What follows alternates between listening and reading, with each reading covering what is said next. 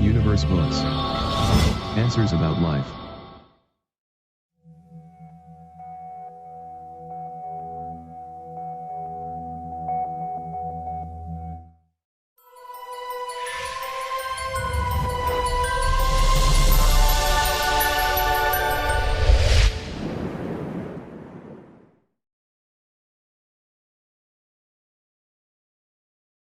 Universe Books presents Awakened Imagination by Neville Goddard, 1954.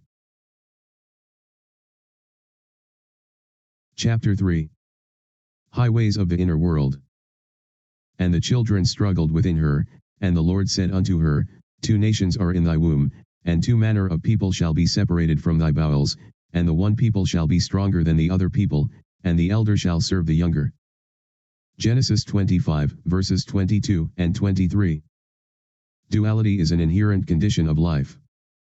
Everything that exists is double. Man is a dual creature with contrary principles embedded in his nature. They war within him, and present attitudes to life which are antagonistic. This conflict is the eternal enterprise, the war in heaven, the never-ending struggle of the younger or inner man of imagination to assert his supremacy over the elder, or outer man of sense. The first shall be last, and the last shall be first. Matthew 19, verse 30. He it is, who coming after me is preferred. John 1, verse 27. The second man is the Lord from heaven. 1 Corinthians 15, verse 47. Man begins to awake to the imaginative life the moment he feels the presence of another being in himself. In your limbs lie nations twain, rival races from their birth. One the mastery shall gain, the younger o'er the elder reign. There are two distinct centers of thought or outlooks on the world possessed by every man. The Bible speaks of these two outlooks as natural and spiritual. The natural man receiveth not the things of the Spirit of God, for they are foolishness unto him, neither can he know them, because they are spiritually discerned. 1 Corinthians 2, verse 14.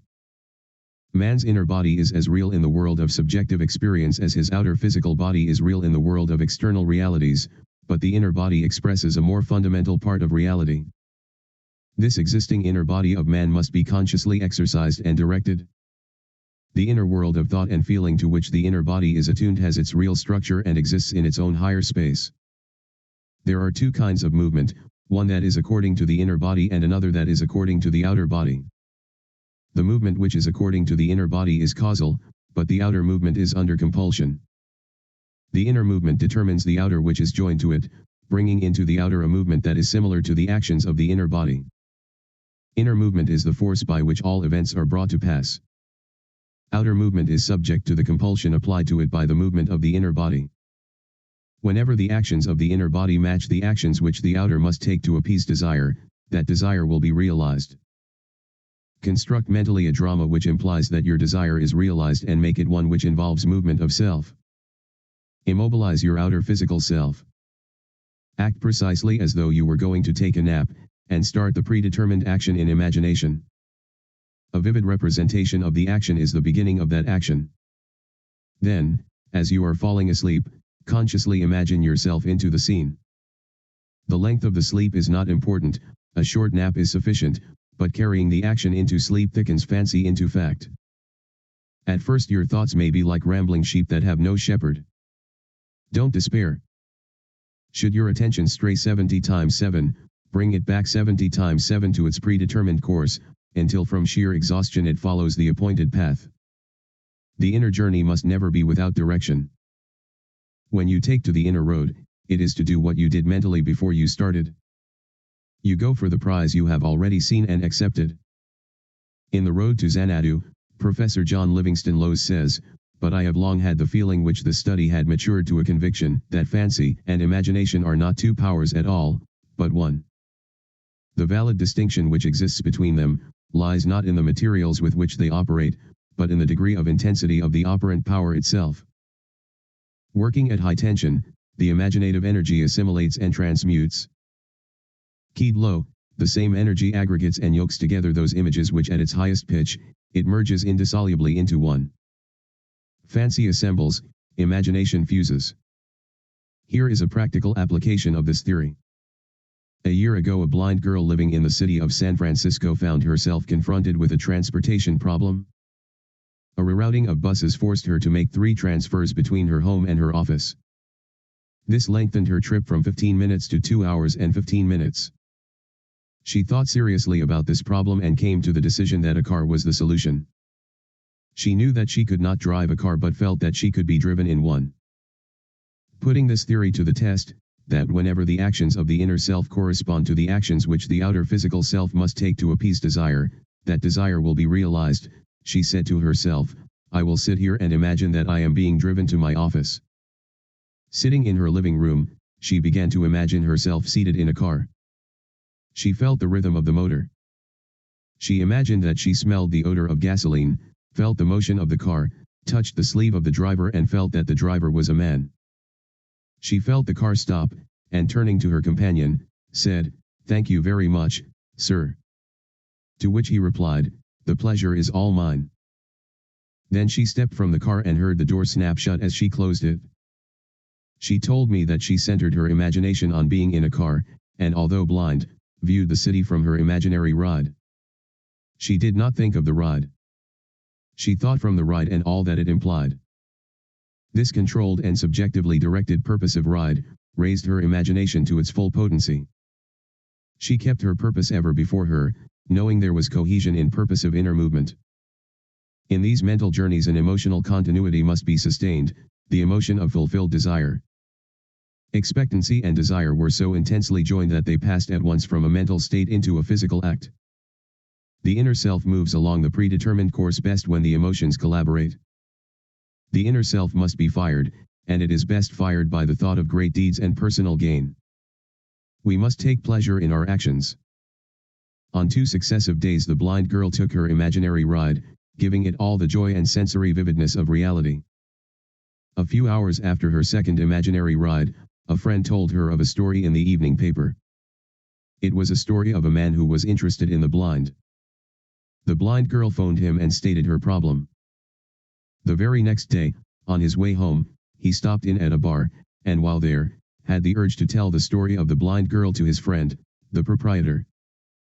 A total stranger, on hearing the story, volunteered to drive the blind girl home every day. The man who told the story then said, "If you will take her home, I will take her to work."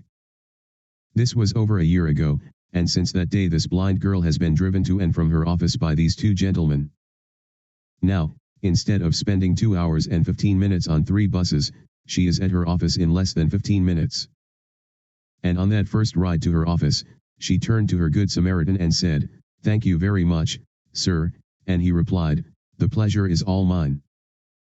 Thus, the objects of her imagination were to her the realities of which the physical manifestation was only the witness. The determinative animating principle was the imaginative ride. Her triumph could be a surprise only to those who did not know of her inner ride. She mentally viewed the world from this imaginative ride, with such a clearness of vision that every aspect of the city attained identity. These inner movements not only produce corresponding outer movements, this is the law which operates beneath all physical appearances. He who practices these exercises of bilocation will develop unusual powers of concentration and quiescence, and will inevitably achieve waking consciousness on the inner and dimensionally larger world. Actualizing strongly, she fulfilled her desire, for, viewing the city from the feeling of her wish fulfilled, she matched the state desired, and granted that to herself which sleeping men ask of God. To realize your desire, an action must start in your imagination apart from the evidence of the senses, involving movement of self and implying fulfillment of your desire.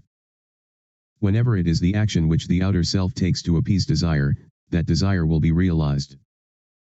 The movement of every visible object is caused not by things outside the body, but by things within it, which operate from within outward. The journey is in yourself. You travel along the highways of the inner world. Without inner movement it is impossible to bring forth anything. Inner action is introverted sensation. If you will construct mentally a drama which implies that you have realized your objective, then close your eyes and drop your thoughts inward, centering your imagination all the while in the predetermined action and partake in that action, you will become a self-determined being. Inner action orders all things according to the nature of itself. Try it and see whether a desirable ideal once formulated is possible, for only by this process of experiment can you realize your potentialities. It is thus that this creative principle is being realized. So, the clue to purposive living is to center your imagination in the action and feeling of fulfilled desire, with such awareness, such sensitiveness, that you initiate and experience movement upon the inner world. Ideas only act if they are felt, if they awaken inner movement. Inner movement is conditioned by self-motivation, outer movement by compulsion. Wherever the sole of your foot shall tread, the same give I unto you. Joshua 1, verse 3. And remember, the Lord thy God, in the midst of thee, is mighty. Zephaniah 3, verse 17. Chapter 4. The pruning shears of revision. The second man is the Lord from heaven. 1 Corinthians 15, verse 47. Never will he say, caterpillars. He'll say, there's a lot of butterflies as is to be on our cabbages, prue. He won't say, it's winter. He'll say, summer's sleeping. And there's no bud little enough, nor sad colored enough for Kester, not to callan at the beginnings of the blow. Mary Webb, Precious Bane.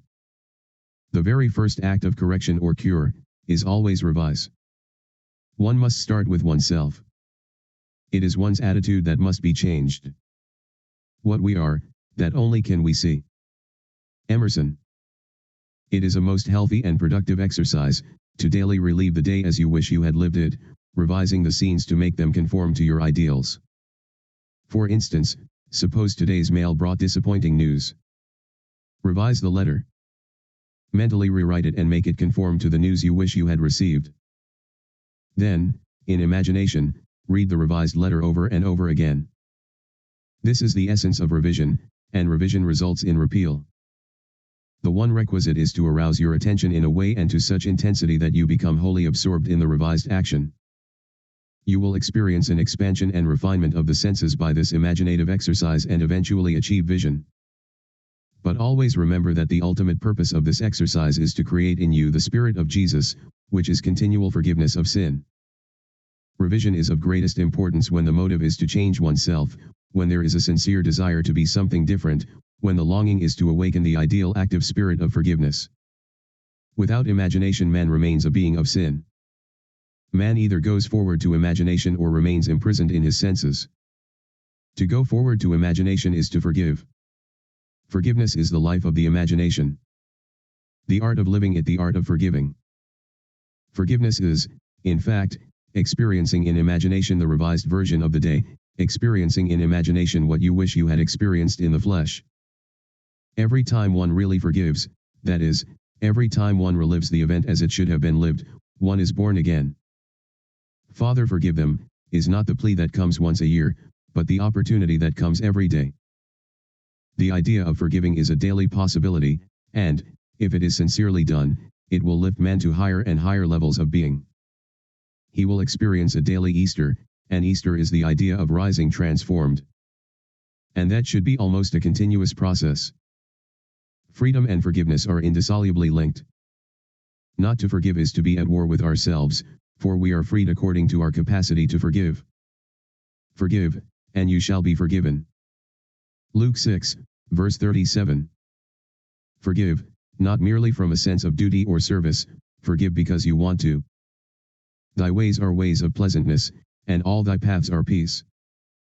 Proverbs 3, verse 17. You must take pleasure in revision. You can forgive others effectively only when you have a sincere desire to identify them with their ideal. Duty has no momentum. Forgiveness is a matter of deliberately withdrawing attention from the unrevised day, and giving it full strength and joyously to the revised day. If a man begins to revise even a little of the vexations and troubles of the day, then he begins to work practically on himself. Every revision is a victory over himself and therefore a victory over his enemy. A man's foes are those of his own household. Matthew 10, verse 36. And his household is his state of mind. He changes his future as he revises his day. When a man practices the art of forgiveness, of revision, however factual the scene on which sight then rests, he revises it with his imagination and gazes on one never before witnessed. The magnitude of the change which any act of revision involves, makes such change appear wholly improbable to the realist, the unimaginative man, but the radical changes in the fortunes of the prodigal, were all produced by a change of heart. The battle man fights is fought out in his own imagination. The man who does not revise the day, has lost the vision of that life into the likeness of which it is the true labor of the Spirit of Jesus, to transform this life. All things whatsoever ye would that men should do to you, even so do ye to them, for this is the law. Matthew 7, verse 12. Here is the way an artist friend forgave herself, and was set free from pain, annoyance, and unfriendliness.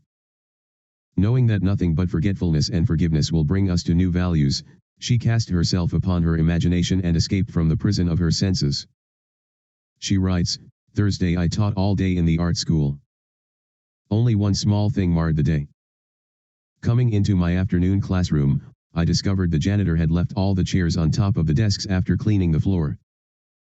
As I lifted a chair down, it slipped from my grasp and struck me a sharp blow on the instep of my right foot. I immediately examined my thoughts and found that I had criticized the man for not doing his job properly. Since he had lost his helper, I realized he probably felt he had done more than enough, and it was an unwanted gift that had bounced and hit me on the foot. Looking down at my foot, I saw both my skin and nylons were intact, so forgot the whole thing. That night, after I had been working intensely for about 3 hours on a drawing, I decided to make myself a cup of coffee. To my utter amazement, I couldn't manage my right foot at all, and it was giving out great bumps of pain. I hopped over to a chair and took off my slipper to look at it. The entire foot was a strange purplish pink, swollen out of shape and red hot. I tried walking on it and found that it just flapped. I had no control over it whatsoever. It looked like one of two things: either I had cracked a bone when I dropped the chair on it, or something could be dislocated. No use speculating what it is. Better get rid of it right away. So I became quiet, all ready to melt myself into light. To my complete bewilderment, my imagination refused to cooperate. It just said no. This sort of thing often happens when I am painting. I just started to argue, why not? It just kept saying, no. Finally I gave up and said, you know I am in pain. I am trying hard not to be frightened, but you are the boss. What do you want to do? The answer, go to bed and review the day's events. So I said all right. But let me tell you, if my foot isn't perfect by tomorrow morning, you have only yourself to blame. After arranging the bedclothes so they didn't touch my foot, I started to review the day. It was slow going as I had difficulty keeping my attention away from my foot. I went through the whole day, saw nothing to add to the chair incident.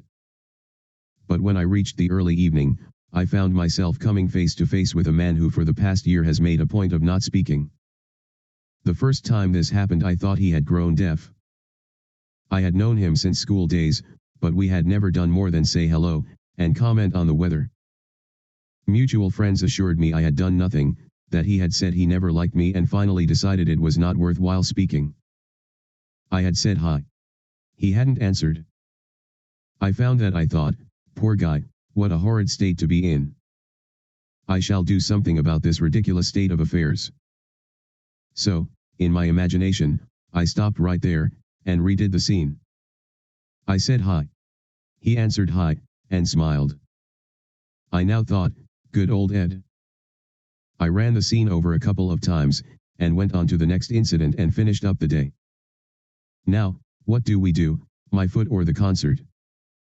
I had been melting and wrapping up a wonderful present of courage and success for a friend, who was to make her debut the following day, and I had been looking forward to giving it to her tonight. My imagination sounded a little bit solemn as it said, let us do the concert. It will be more fun. But, first couldn't we just take my perfectly good imagination foot out of this physical one, before we start? I pleaded. By all means. That done, I had a lovely time at the concert, and my friend got a tremendous ovation. By now I was very, very sleepy, and fell asleep doing my project. The next morning, as I was putting on my slipper, I suddenly had a quick memory picture of withdrawing a discolored and swollen foot from the same slipper. I took my foot out and looked at it. It was perfectly normal in every respect. There was a tiny pink spot on the instep, where I remembered I had hit it with the chair. What a vivid dream that was. I thought and dressed. While waiting for my coffee, I wandered over to my drafting table, and saw that all my brushes were lying helter-skelter and unwashed. Whatever possessed you to leave your brushes like that? Don't you remember? It was because of your foot. So it hadn't been a dream after all, but a beautiful healing. She had won by the art of revision, what she would never have won by force. In heaven, the only art of living is forgetting and forgiving, especially to the female. Blake. We should take our life, not as it appears to be, but from the vision of this artist, from the vision of the world made perfect, that is buried under all minds, buried and waiting for us to revise the day. We are led to believe a lie, when we see with, not through the eye. Blake. A revision of the day, and what she held to be so stubbornly real was no longer so to her, and, like a dream, had quietly faded away. You can revise the day to please yourself, and by experiencing in imagination, the revised speech and actions not only modify the trend of your life story, but turn all its discords into harmonies. The one who discovers the secret of revision cannot do otherwise than let himself be guided by love. Your effectiveness will increase with practice. Revision is the way by which right can find its appropriate might. Resist not evil, for all passionate conflicts result in an interchange of characteristics. To him that knoweth to do good, and doeth it not, to him it is sin. James 4, verse 17. To know the truth, you must live the truth, and to live the truth your inner actions must match the actions of your fulfilled desire. Expectancy and desire must become one. Your outer world is only actualized inner movement. Through ignorance of the law of revision, those who take to warfare, are perpetually defeated. Only concepts that idealize depict the truth. Your ideal of man is his truest self. It is because I firmly believe that whatever is most profoundly imaginative, is in reality, most directly practical that I ask you to live imaginatively, and to think into and to personally appropriate the transcendent saying, Christ in you, the hope of glory. Don't blame, only resolve. It is not man and the earth at their loveliest, but you, practicing the art of revision, make paradise. The evidence of this truth can lie only in your own experience of it. Try revising the day. It is to the pruning shears of revision that we owe our prime fruit. Congratulations, you have finished the third part of this book. It can be said that you are unstoppable when you desire to achieve your goals. Continue to listen. People who succeed, have the habit to complete things. Please, share an insight that this book brought to you. Your point of view may help a lot of people. If you get tired, learn to rest, not to quit. Remember to download your ebook PDF and to subscribe as well. Thank you, we will meet again.